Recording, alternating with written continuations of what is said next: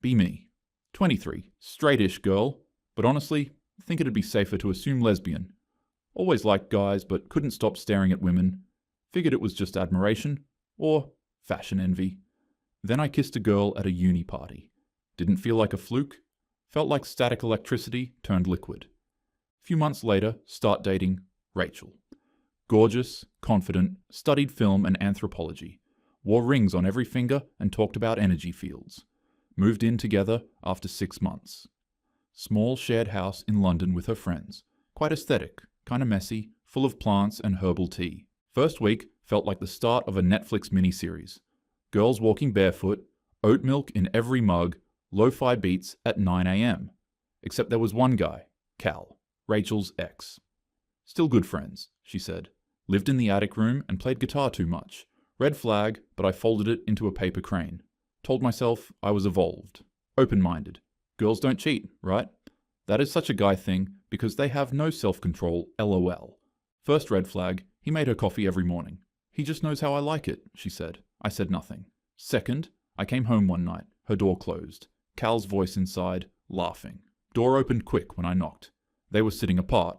2 apart, like a staged photo. I asked what they were talking about. She said, old times. I smiled and swallowed battery acid. Next day, she kissed my neck and said, you overthink too much. Third, his laundry ended up in our basket. She folded his shirts, said, habit, sorry, then winked. Habit? Start noticing other things. Cal always knew where everything was in the house, like which cabinet had the turmeric, like he'd stocked it all himself. Once I asked where the extra towels were. Before Rachel could answer, Cal already had one in his hand. They made inside jokes I didn't get. She called him Weather Boy once. I asked why. She just smiled. He laughed like it was private property. I laughed too, felt like I was trespassing. One night, I left my charger in the living room, went to get it around midnight. They were on the couch, blanket over both their laps, her head on his shoulder, movie playing, something French. They didn't see me. I didn't say anything. Just backed out slowly, told myself it was harmless, told myself lots of things. Spend a night staring at the ceiling, start to wonder if I made a mistake. Was I ever really into girls? Or just into Rachel? But then she touches my waist in the kitchen, and I melt like butter in a too-hot pan. That's the thing about women. They smell better.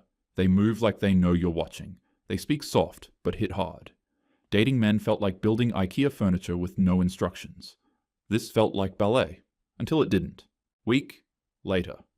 I come home early, had a rough day at work. Cramps, rain, bus driver yelled at me for standing too close. All I want is Rachel and a blanket. Open the front door.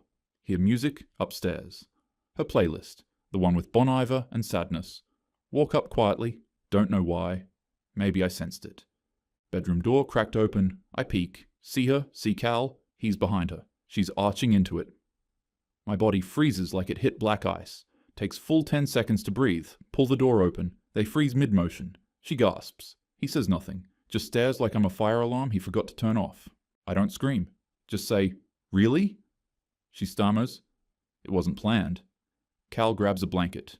Mia steps forward, naked except for the guilt in her eyes. I didn't know how to tell you?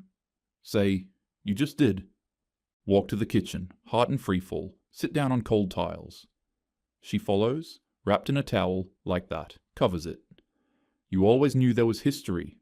Say, that's not history, it's current events. She says she still loves me.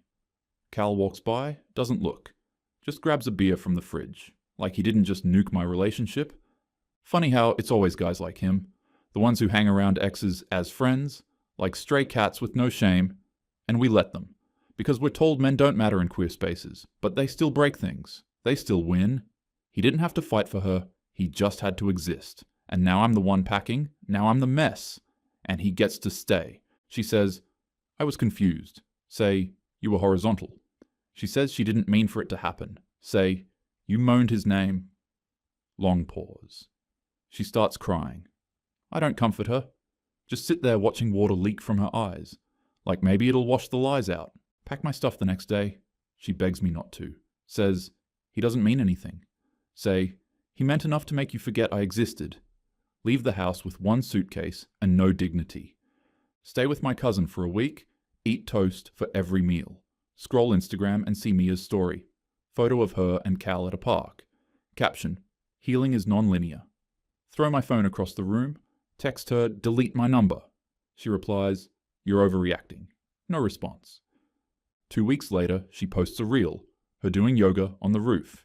He walks into frame, shirtless. She laughs. Song playing, I will survive.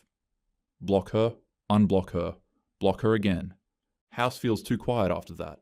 Like silence started growing mold, miss the smell of her perfume, but also glad not to hear Cal's guitar at 2 a.m.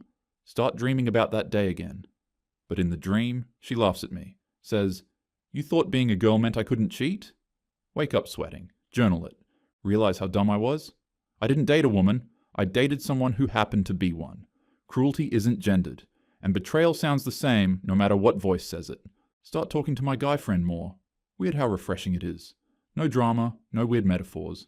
Just asks if I've eaten, tells me my hair looks healthy. Simple things. Start wondering if this is what peace feels like. Start seeing ads for queer dating apps. Delete them all. Realize I didn't become a lesbian. I just like someone who didn't deserve me. Replay our first date in my head. How she said I never felt safe with guys. Now I don't feel safe with her. Write a note in my journal. Girls break hearts too, just in prettier ways. Later that month, go out for drinks with friends. Guy at the bar says, you've got heartbreak eyes. I laugh. He says, I'm not trying to hit on you. You just look like you need someone to be kind to you. Almost cry. He buys me a whiskey and says nothing else all night. Maybe not all men are bad. Maybe I'm allowed to not know who I am. Maybe love doesn't care about labels. But some days, still wake up pissed. Not even at Rachel anymore. At the guys before her. The ones who taught me cheating was just boys being boys. Who made me feel like needing love was clingy. Who ghosted, then gaslit, like it was normal. I remember one ex who called me dramatic for crying after he sexted someone else. Said, you're not my wife. Like that made betrayal casual. So yeah, maybe I ran to women because I thought they'd never do that. Because softness looked like safety. Because I thought masculinity was where all the damage lived. Turns out, hurt isn't about gender, it's about selfishness. But still want to scream every time I hear a man say, not all men. Like, congratulations, what do you want? A medal or basic decency? End chapter with one sentence. She was the reason I kissed a girl, and the reason I stopped. Wake up 2 months later in a new flat share. Different energy. Room smells like new paint and old dreams. Flatmate's a nurse. Leaves at 6 a.m, comes home quiet. No oat milk debates, no incense smoke arguments, just peace. Still don't feel whole, but I'm not shattering daily anymore. Find Rachel's necklace in my bag. Tiny silver thing she wore every day. Debate mailing it back? Don't. Drop it into a donation box on the corner. Someone else can turn that curse into an accessory. Get invited to a queer art panel. Hesitate.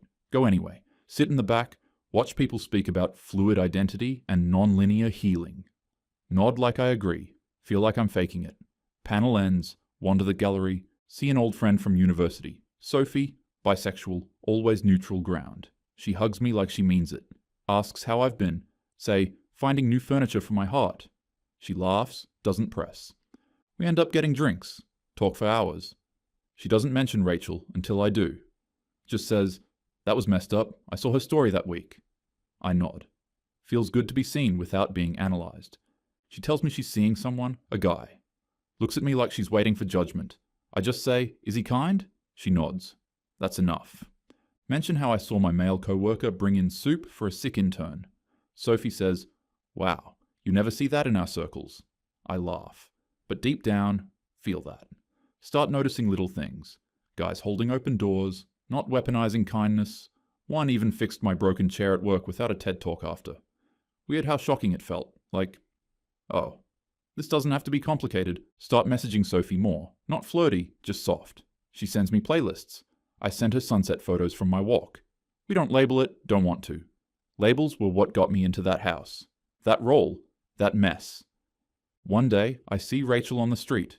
She doesn't see me. Still with Cal. They're laughing about something. She's wearing a jacket I bought her. Funny how theft feels when it's emotional. Walk the other way. Don't feel angry. Just done. Like a chapter finally closed mid-sentence. Some books don't get endings, just margins full of lessons. Later that week, Sophie calls. Asks if I want to go to the coast for the weekend. Just to see the sea, Breathe. I say yes. We don't call it a date, but it feels like one. She brings sandwiches. I bring silence. We sit on rocks. Waves crash like they know our stories. She leans her head on my shoulder, says nothing. I say nothing back. But everything's said anyway. Somewhere between her breath and the salt air. I admit to myself, men weren't the problem, just who I gave my heart to and why. Maybe I needed to learn that the hard way. But I'm learning. End chapter with one line. I didn't need to choose sides, I just needed to choose peace.